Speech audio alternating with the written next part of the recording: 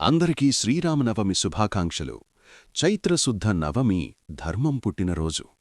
ఈరోజే రామయ్య జననం, ఈరోజే సీతారాముల కళ్యాణం, ఈరోజే ఆ రాముడి పట్టాభిషేకం.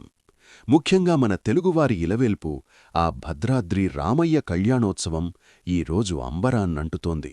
లోక కళ్యాణం కోసం జరిగిన ఆ సీతారాముల శుభపరిణామాన్ని చూసి తరించడానికి భక్తజనం భద్రాచలానికి పోటెత్తుతారు. ప్రభుత్వం తరపున ముత్యాల తళంబ్లాలు సమర్పించడం మన అనాది ఆచారం. ఇంతటి పవిత్రమైన రోజున అసలా రాముడి కథేంటో, ఆయన మనకు నేర్పిన పాఠాలేంటో ఈ వీడియోలో ఆద్యంతం తెలుసుకుందాం. మానవ చరిత్రలో అత్యంత గొప్ప కావ్యం రామాయణం. ఒక కొడుకుగా, ఒక భర్తగా, ఒక అన్నగా, ఒక రాజుగా మనిషి ఎలా జీవించాలో తన జీవితం ద్వారా నిరూపించిన ఆదర్శపురుషుడు శ్రీరామచంద్రుడు. అయోధ్యను పాలించే దశరథ మహారాజుకు సంతానం లేకపోవడంతో పుత్రకామేష్టి యజ్ఞం చేశారు. ఆ యజ్ఞఫలంగా శ్రీమహావిష్ణువే రాముడిగా అవతరించారు. లక్ష్మణ, భరత, శత్రుఘ్నులతో కలిసి అయోధ్య అల్లారుముద్దుగా పెరిగింది. అయితే లోకరక్షణ కోసం విశ్వామిత్ర మహర్షి వెంట వెళ్లిన రామలక్ష్మణులు తాటక అనే రాక్షసిని సంహరించి యజ్ఞాన్ని రక్షించారు. ఆ తర్వాత మిథిల నగరంలో ఎవరూ ఎత్తలేని ఆ పరమశివుడి శివధనుస్సును అవలీలగా ఛేదించి జనకమహారాజు పుత్రిక సీతమ్మను పెళ్లాడారు. ఆ జంటను చూసి ముల్లోకాలూ మురిసిపోయాయి. కాని విధియాడిన వింత నాటకం. పట్టాభిషేకానికి అయోధ్య అంతా ముస్తాబైన వేళ మందర కుతంత్రంతో కైకేయి మనసు మారింది.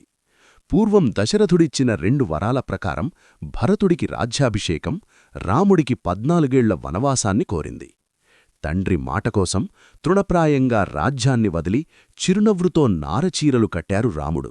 ఆయన అడుగులో అడుగువేస్తూ సీతమ్మ, తోడుగా లక్ష్మణుడు అడవికి బయల్దేరారు. ఆ దృశ్యాన్ని చూసి అయోధ్యనగరం కన్నీరు మున్నీరైంది. వనవాసంలో రాముడు ఎందరో మునులను కాపాడుతూ రాక్షస సంహారం చేస్తూ సాగారు. అయితే శూర్పణఖ గర్వభంగం చూసి రగిలిపోయిన రావణుడు మాయావి అయిన మారీచుడిని బంగారు లేడి రూపంలో పంపాడు. రాముడు లేడి వెనుక వెళ్లగా లక్ష్మణుడు సీతమ్మను కాపాడటానికి వెళ్లాడు. అదే సమయంలో రావణుడు సన్యాసివేషంలో వచ్చి సీతమ్మను అపహరించి లంకకు తీసుకుపోయాడు. జటాయువు తన ప్రాణాలర్పించి రావణుణ్ణి అడ్డుకున్నా ఫలితం లేకపోయింది. సీతమ్మ కోసం వెతుకుతున్న రాముడికి హనుమంతుడు, సుగ్రీవుడు పరిచయమయ్యారు.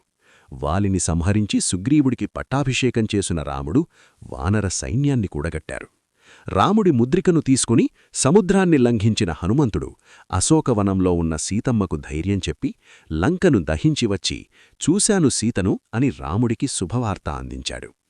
ఆ మాట రాముడిలో కోటి సూర్జుల బలాన్ని నింపింది. సముద్రంపై వానర సైన్యం వారధిని నిర్మించింది. లంకలో భీకర యుద్ధం మొదలైంది. కుంభకర్ణుడు, ఇంద్రజిత్తు వంటి మహాయోధులు నేలకూలారు. చివరకు రాముడు అగస్త్య మహర్షి ఉపదేశించిన ఆదిత్య హృదయాన్ని పఠించి రావణుణ్ణి సంహరించి ధర్మాన్ని గెలిపించారు. విభీషణుణ్ణి లంకకు రాజులు చేసి సీతమ్మతో కలిసి తిరిగి అయోధ్యకు చేరుకున్నారు. 14 ఏళ్ల నిరీక్షణ ముగిసింది. అయోధ్య ప్రజలు దీపాలు వెలిగించి తమ రామయ్యకు స్వాగతం పలికారు. వశిష్ఠ మహర్షి చేతుల మీదుగా రాముడు పట్టాభిషిక్తుడై రామరాజ్యాన్ని స్థాపించారు. ఈ పండుగ రోజున మనం స్వీకరించే పానకం, వడపడుపు కేవలం ప్రసాదమే కాదు, ఎండల నుండి మనల్ని కాపాడే ఆరోగ్య రహస్యం కూడా. పానకంలోని తీపి, ఘాటు మన జీవితంలోని కష్టసుఖాలకు సంకేతం. ఈ రోజుల్లో మనం చిన్న సమస్య వస్తేనే కుంగిపోతున్నాం. కాని రాముడు రాజ్యాభిషేకం ఆగిపోయినా స్థితప్రజ్ఞుడిగా నిలబడ్డాడు. కష్టాల్లో ఎలా నిలబడాలి, ధర్మాన్ని ఎలా కాపాడాలి అనేది రాముడిని చూసి నేర్చుకోవాలి. ఈ పండుగ రోజున ఆ రామయ్య ఆశీస్సులు మనందరిపై ఉండాలని కోరుకుందాం. ఈ వీడియో మీకు నచ్చితే లైక్ చేయండి, మీ ఆత్మీయులకు షేర్ చేయండి. కమెంట్స్లో జై శ్రీరామ్ అని రాయడం మర్చిపోకండి. ధన్యవాదాలు.